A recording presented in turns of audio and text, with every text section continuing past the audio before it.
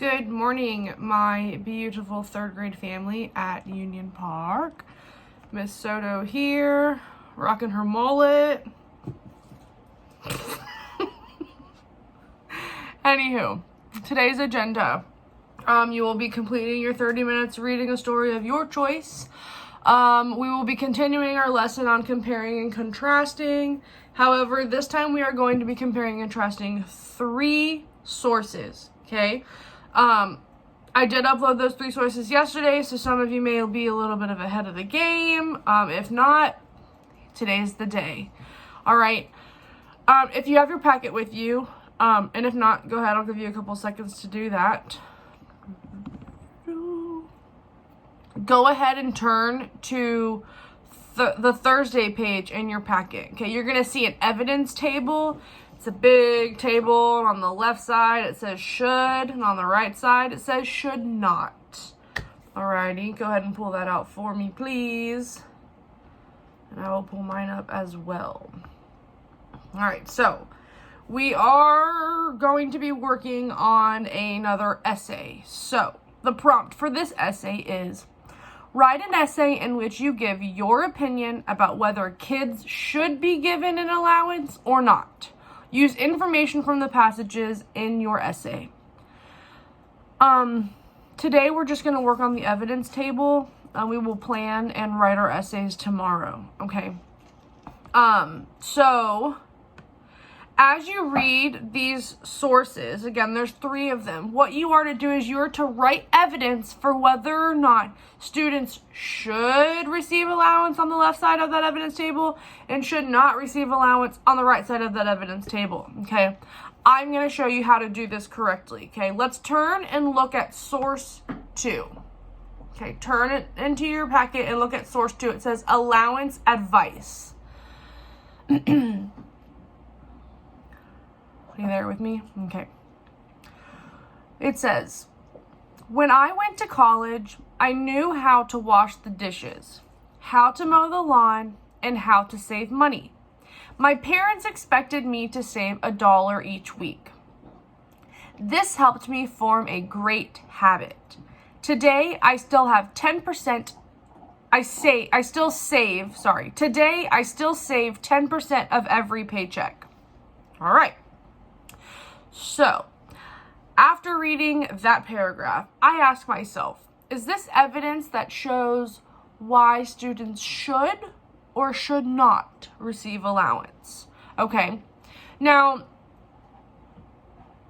this student has learned to do the dishes, has learned to mow lawns, has learned to save money, all things that are very important for us as humans in this society to learn how to do, right? Your dishes can't pile up for weeks and months and years, okay?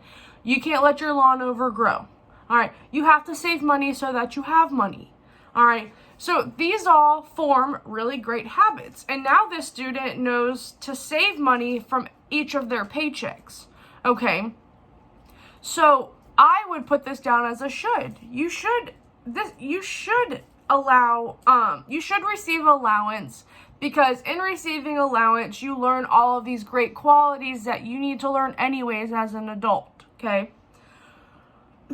Now I'm going to read a part of the second paragraph, okay? I remember one time when my friends and I rode our bicycles up to the corner store. Both of my buddies asked their parents for some spending money, and without having to do a single chore, their parents handed them $2.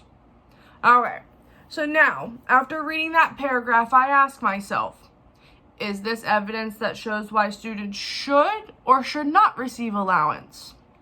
Well, these students didn't have to do a single chore in order to receive money from their parents. So if I'm a child not having to do any work but still receiving money, well, I'm going to put this in the shouldn't section, part of my evidence table, because if I don't have to do chores, I can still receive money from my parents, okay? Now, I have not finished reading that second source. It is your job to finish reading it. I will post another video where I read all 3 of these sources to you for those who have not yet received their packets. So what I want for you to do is I want for you to continue reading these sources, all right? And I want for you to do just as I did in filling out the evidence table, okay? Read each source, determine whether or not each scenario supports, whether or not students should or should not receive an allowance. And because, let me say this, because there's a lot of different scenarios, if I were you, I would just circle all of the shoulds and underline all of the should nots, okay? Or highlight the shoulds in one color and highlight the should nots in another color. Or you can write them down and fill out the evidence table, whichever works for you, okay? Do whatever works for you. But I need to see evidence that you have gone through the sources and you know which ones are shoulds and which ones are should nots, okay? I need to see that. So that is the work that you will be sending me today. You must read, think, and decide before you color or underline or write down your sources. Murphy, stop playing with that toy. It's loud. Alrighty. Again, once you are finished, please send that to me. I am looking forward to checking over those. Remember that this is going to help us. Gathering this evidence will help us in writing our essays tomorrow and forming our plan. Alrighty, I hope that you guys have a happy Thursday. Remember, science is completely optional this week on your own. And if you have any questions, please feel free to get into contact with me. And I believe that is it. Thank you to everybody who participated in our online meeting yesterday.